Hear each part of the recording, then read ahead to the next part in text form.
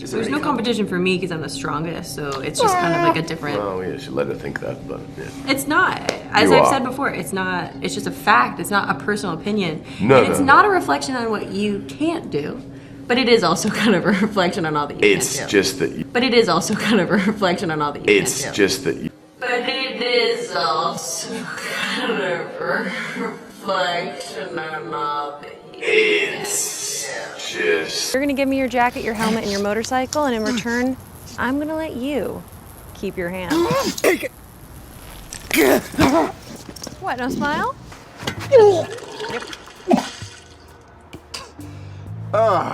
When Emily Blunt said she's tired of seeing scripts with quote-unquote strong female leads and called it, quote, the worst thing ever, she didn't just mean sloppy writing or poorly defined characters.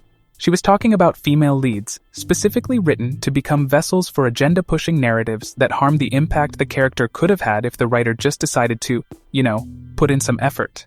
Let's see, we have Captain Marvel. Is that like a personal attack or something? Rey Palpatine. Rey Skywalker. Modernized Mulan, the formidable She-Hulk, and of course, the all-knowing Amazon Galadriel. You have not seen what I have seen. They are the epitome of what Emily Blunt was talking about, because nothing says great character writing like characters that are essentially paragons of perfection. All these characters had a lot in common, but were also flawed in different ways. However, the one recurring theme they all had was that they were all extra special, one way or another. And of course, you'd expect that from a protagonist because that's what makes them protagonists. But with characters like these, they take it a step too far. For a handhold in a tempest. There is a tempest in me. It swept me to this island for a reason. And it will not be quelled by you, Regent. Captain Marvel was practically a goddess. Can do pretty much anything she wants. Rey Palpatine was a Jedi prodigy who somehow managed to, become the greatest Jedi ever with almost zero training. Basically, she was born with a cheat code for mastering the Force in record time. Modern Mulan not only had innate incredible fighting skills, but also happened to be gifted with superpowers, because, well, why not? I mean, who needs the relatable struggle of overcoming personal limitations when you can just be born extraordinary? She-Hulk is the female Hulk, but with the added bonus of having better anger management, because apparently she's more in control.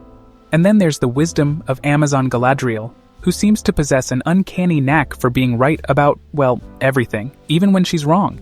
Truly refreshing to see female characters who are always perfect and definitely never make mistakes. They break new ground in female representation, showing us the pinnacle of character writing. Forget about relatability or silly things like depth or, I don't know, realistic flaws. Who needs those pesky human elements when you can have an unstoppable force that's always on the right side of every single decision? I mean, why bother with the complexities of character development when you can just make them all-powerful beings with no room for growth or relatable struggles? A stroke of genius, so hats off to the brilliant minds behind these creations for teaching us how to write female characters. Or maybe not. What the creators did manage to do, though, was unite an already fractured fanbase against their characters. Star Wars sequel and prequel fans always seem to find a common ground when it's time to hate Rey.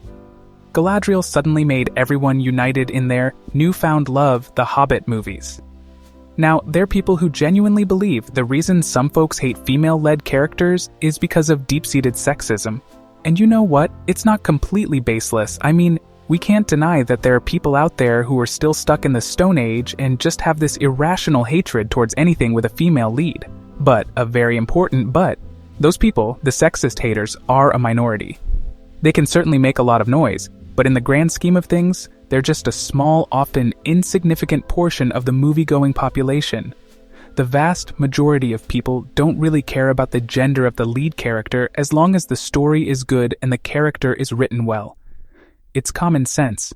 But companies like Disney, because let's face it, it's always Disney, they also play a part in this dynamic. Instead of addressing genuine criticism about their female characters, they often choose to amplify the opinions of that minority of sexist haters.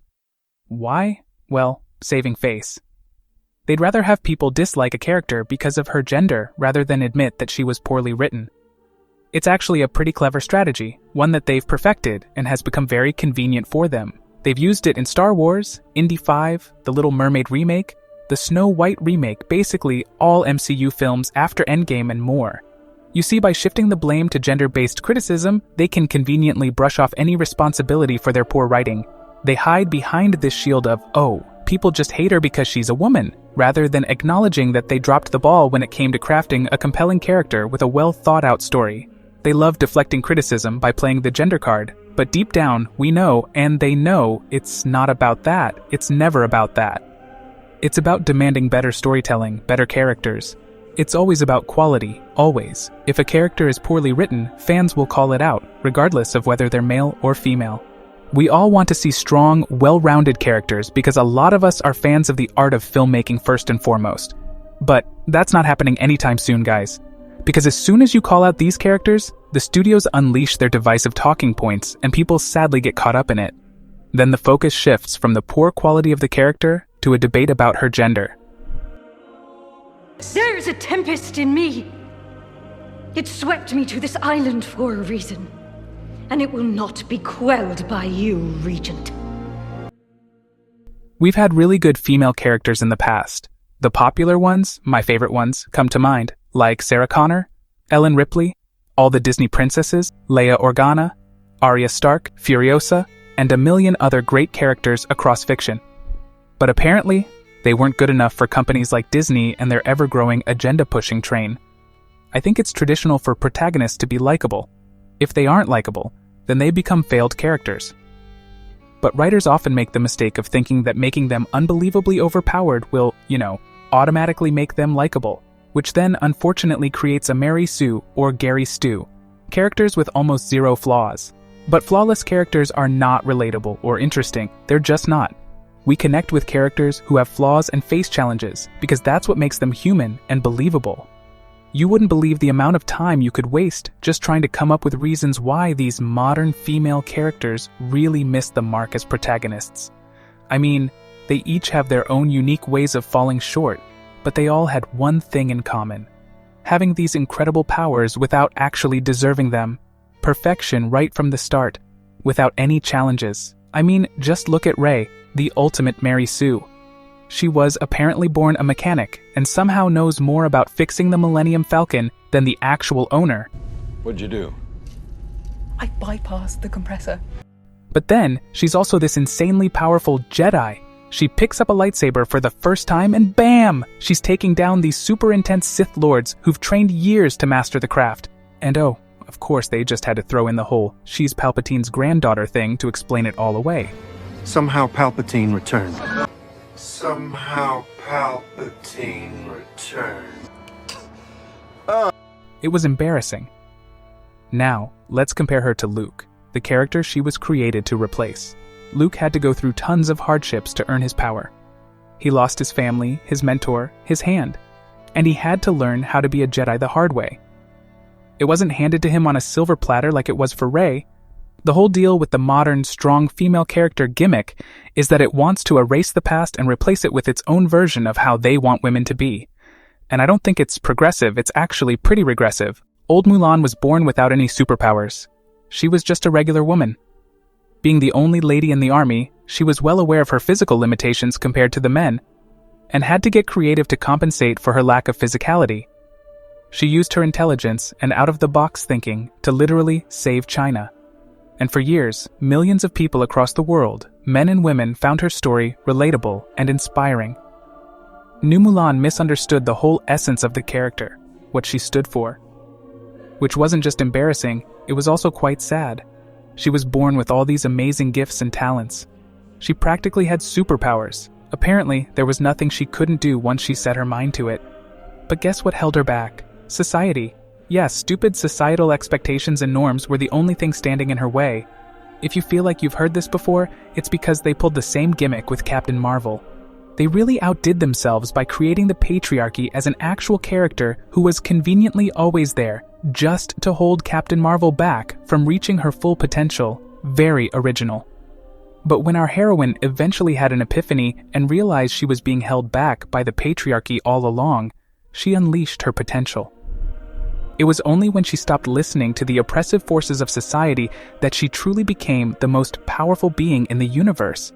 I mean, if only Captain Marvel had been there, in Infinity War, by her own admission, Thanos wouldn't have stood a chance. Because before you didn't have me. And you know what was holding her back the whole time? You guessed it. Society. Because, everything wrong in the world can be neatly attributed to societal norms. I mean, it's amazing how the patriarchy manages to ruin everything, even in the MCU. Holding a tempest. There's a tempest in me. It swept me to this island for a reason. And it will not be quelled by you, Regent. So, in the vast expanse of comic book fiction, our heroes get powers in different ways. Some are simply born with it, like Superman, Thor, and the Jedi. Others simply just stumble upon it by accident, like Spider-Man, the Flash, or the Hulk. But earning that power is a whole different story. But no matter how it comes to them, most superheroes have to prove themselves by doing something truly noble, overcoming challenges, going on a hero's journey. Spider-Man grew into the person he was through a series of trials that taught him the importance of responsibility and what it truly means to be a hero. He had to lose his Uncle Ben for him to learn this, but he did learn it, and he learned it the hard way. And because of that, he earned those powers.